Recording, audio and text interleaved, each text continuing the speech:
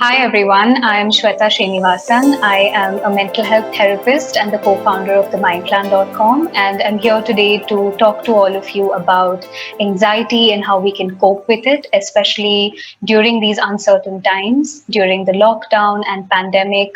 As we all know, we all must be grappling with anxiety on some level or the other, in addition to a host of other emotions. So, hopefully, with some of the tips and information that I'll be sharing today, we all can find something of value to figure out our anxiety better and understand how to cope with it.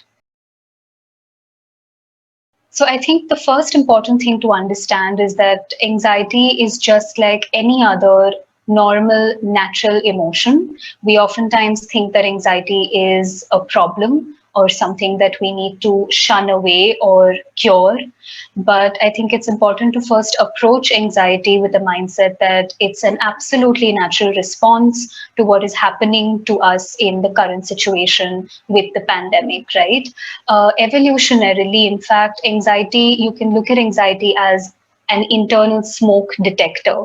It is designed to help you detect the fires in your life, right? And fires that require you to prepare, to fight it, to protect yourself, to take some action. So if there was no anxiety, the internal smoke detector wouldn't go off and we wouldn't take necessary action to protect ourselves from these fires.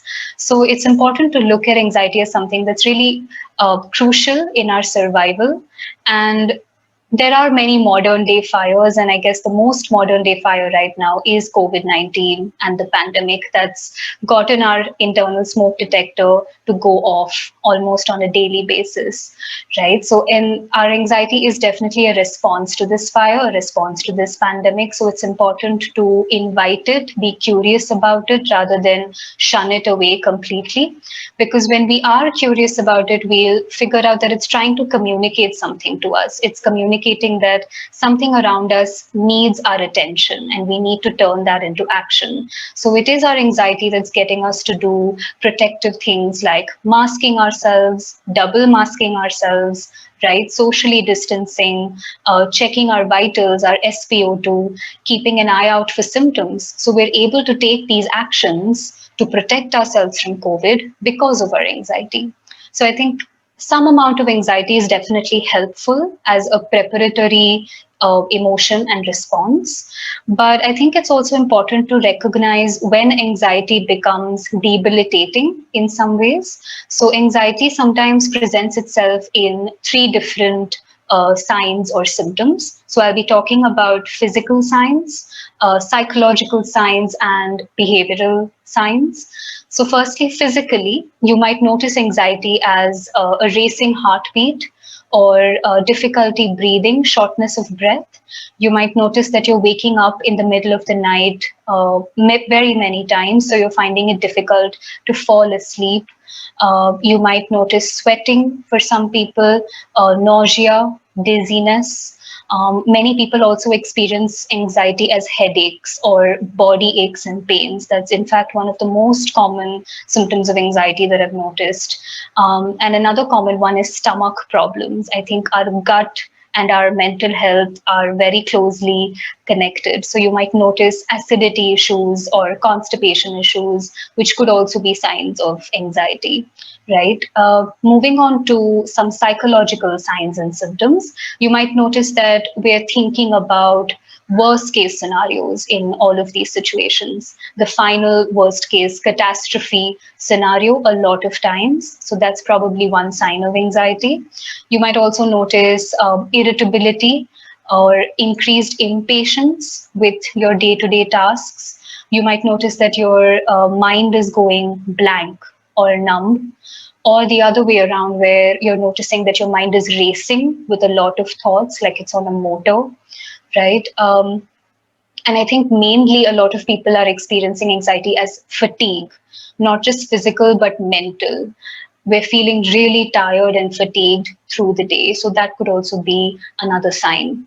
And finally, behaviorally, I would say that you might notice anxiety as avoidance. So you might want to avoid certain situations and tasks that make you feel really anxious, or you get caught up with something really obsessively.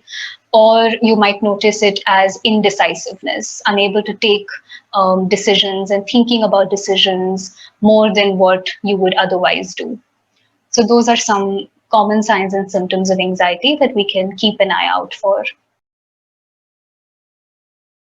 I think everybody's anxiety is very different. So there may not be a single cause or a list of causes that could encompass everyone's anxiety. But I do think it's important to understand what are some ingredients that are causing the anxiety right now during the pandemic and the lockdown. And from my experience, I've noticed that it's three things that are creating this cocktail of anxiety for most of us. The first one is uncertainty and unpredictability about what the future is going to look like. I think most of us have lived our lives planning for the future and imagining a certain kind of future, say, a few months from now or a few years from now.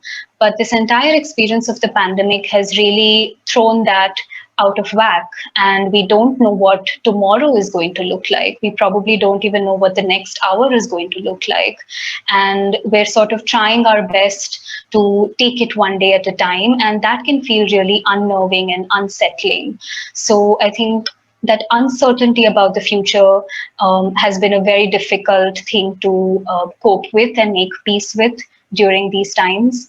The second thing that I think is contributing to anxiety is unfamiliarity or newness of the situation. I think this pandemic is definitely something that none of us was prepared to deal with on such a global scale. I think especially with the second wave and with the news sort of bombarding us with news about deaths or rising cases, our nervous systems have not been prepared to deal with bad news on such a global scale, on such an intense situation or an intense level. So I think this sort of unfamiliarity that we're finding ourselves in, how do we deal with this new stressor that we can never seem to figure out, because the minute we sort of figure it out, something new comes up. And so we're constantly dealing with new situations almost every month, and that can feel again really anxiety inducing. And finally, I would say what contributes to anxiety is a loss of control, which I think is somewhat the theme in the previous 2 points as well. Ultimately, as individuals, we want to feel a certain sense of control and stability in our day to day lives as much as possible. But right now, none of the things that are happening are helping us feel in control. So I think there's a lot of helplessness that could come in. There is a sense that this is going to last forever and that this may be permanent. So that also destabilizes us in many ways. So I think it's a combination of these three things that could be contributing to anxiety.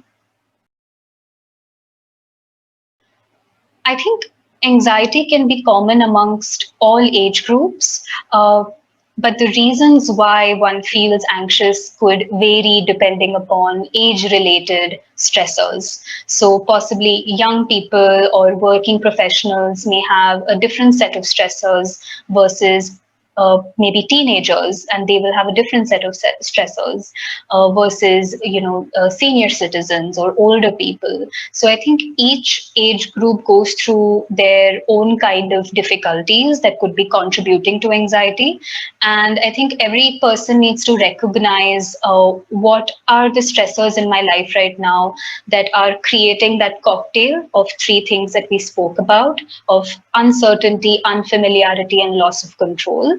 And when we recognize those stressors, then we'll also be able to recognize that this is what's resulting in anxiety for me.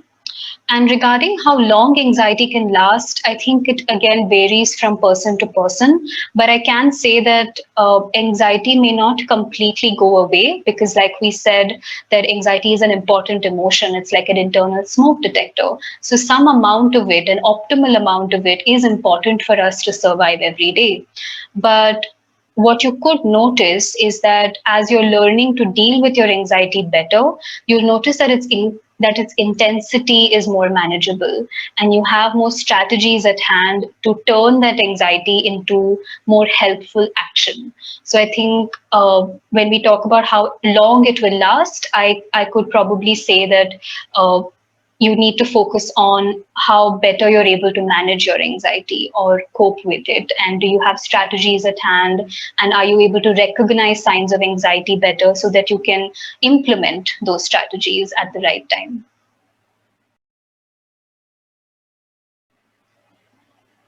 I think we may notice that oftentimes when we don't address our anxiety, we cover it up with a distraction. We might immerse ourselves in work quite a lot, or we might just use certain other coping strategies to not pay attention to our anxiety, maybe like watching Netflix, or sometimes even binge eating, or just engaging in some activities that could take our attention away from our thoughts and our emotions.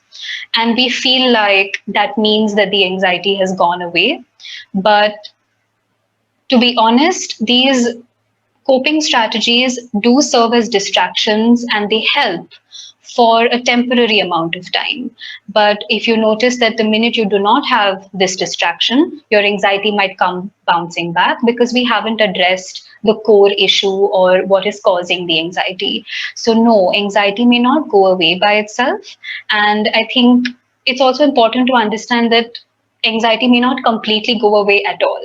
A certain amount of it will remain, but we need to understand how to bring it to an optimal level rather than a debilitating level.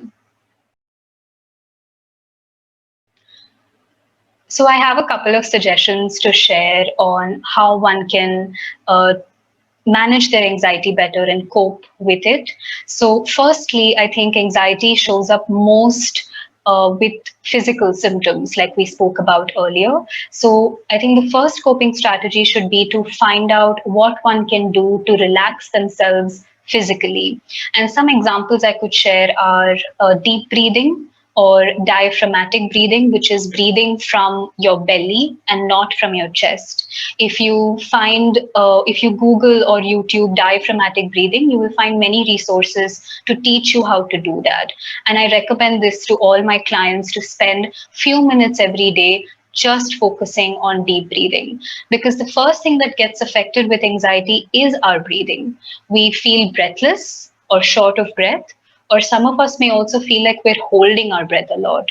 That happens to me when I'm anxious before maybe a presentation or a meeting, or even, when we have a COVID scare sometimes in the family.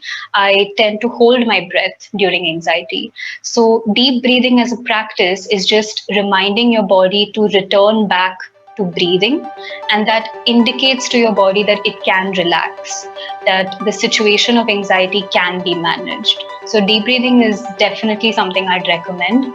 Another thing I'd recommend for physical relaxation is grounding ourselves using our five senses. So anything that you can find in your environment that could bring in a sense of soothing and calm, using your five senses, which is visually or taste, or smell, sound, and touch. So it could be maybe some pictures that you have in front of you of loved ones that would ground you visually, or it could be a playlist of songs that you make, of music that really lifts you up or helps you feel relaxed, and that could be something that you ground yourself using sound. Taste, having some yummy food with you, things that you really like eating, as well as touch, maybe having like your favorite blanket with you or your favorite clothes with you that really help you feel a little, warm and relaxed. So those are some things you can also use to ground yourself with senses. And finally, physically, I'd say exercising. I think for me personally as well, exercise has really helped to feel some sense of control in the day when I can engage in this activity on a more regular basis. And not just that, I think exercise also, in some way, if you notice, mimics the symptoms of anxiety. Right? When we exercise, we notice that our heartbeat is rising, we're short of breath, and all the changes that are happening in the body are very similar to an anxiety episode. So, what happens with that is that the body learns to connect those symptoms to safety through exercise and not just anxiety. So I think exercise really helps to, of course, kick in those happy hormones, but also feel like we can be in better control of our anxiety. Secondly, in addition to physical relaxation, I would suggest having a sense of stability during the day. Like we were sharing earlier, a lot is happening in the world that is not in our control. And so when we feel that loss in control, anxiety spikes. So we need to also ensure that we're having some sense of familiarity, stability, control during our day. And one of the things that helps a lot of people is to set a routine. And it doesn't have to be a very rigid routine that's like a timetable, but it's just something of a structure that you can rely on, because while things outside are out of our control, what's in our control is what we do during our day and how we cope with things, right? So it could be maybe a very flexible structure of dividing the time in your day just into three zones of work time, home time, and me time. It could also be having some rituals that you can fall back on a more familiar basis, on a more daily basis. Like it could be something really simple as waking up every morning and having your cup of tea at the balcony. That's a ritual that you're doing every day. So it sets a sense of stability. Or maybe spending some time during dinner every day. So that's no device time, meal time with the family, right? So some rituals like that that you can rely on could also bring in a sense of structure. Thirdly, I would say that anxiety at the end of the day is energy in our body. And what happens is that when anxiety becomes very excessive, all that energy goes into overthinking, and it goes into thoughts and spirals of those thoughts, right? So I think somewhere we need to divert that energy of anxiety from thoughts into action. And this will happen step by step. So, like we were sharing earlier, it's important to not shun away the anxiety, but look at it as a valid response that my body is having to the situation we are in. And so, can I invite my anxiety? Can I ask my anxiety, what is it trying to communicate to me about the situation? And what is the smallest step that I can take to feel like I'm in more charge of my anxiety, instead of moving into that spiral of what if this happens, what if that happens, which kind of becomes a result of a lot of anxiety. So instead of moving into that overthinking space, what if we can bring that energy into what's the smallest thing I can do to take control of my anxiety and feel like I'm in charge, right? So let's take an example. With the COVID situation itself, a lot of us might experience that we have some symptoms. Possibly we're sneezing, or we're having a sore throat, and sometimes our anxiety kicks in and sends us into this spiral of what if this is COVID, and then we're thinking of all the worst case scenarios. But instead, if we had to just notice that this is a normal response, we are in a pandemic, we are going to feel anxious with these symptoms. So if we could ask ourselves that, what is this anxiety communicating to me? It's communicating that my health is really important, my safety is really important. So what's the action that I can take from this anxiety? I can check my SpO2. I can check my other vitals to ensure that there are no other symptoms. And if there are other symptoms, I can take necessary medical action or medical attention, seek a doctor's appointment. So we can take charge of our anxiety by just following some helpful action that we need to take instead of moving into an overthinking spiral. And finally, I would say that a strategy to manage anxiety would be to seek support, to know that you are absolutely not alone in feeling this anxiety and feeling the gamut of emotions that you are. We're all in this boat together, and we're all dealing with this in the best way that we can. So talk to your friends and family, and if you feel like you would require more professional support, then feel free to reach out to a therapist or a support group. There are many support groups also that are catering to people experiencing distress during COVID-19, those who are tested positive as well as those who are just simply experiencing emotional emotional difficulties. I'll be dropping the details of the MindPlan platform, including the links to support groups and therapists, so feel free to check them out. Thank you for watching, everyone. Bye-bye.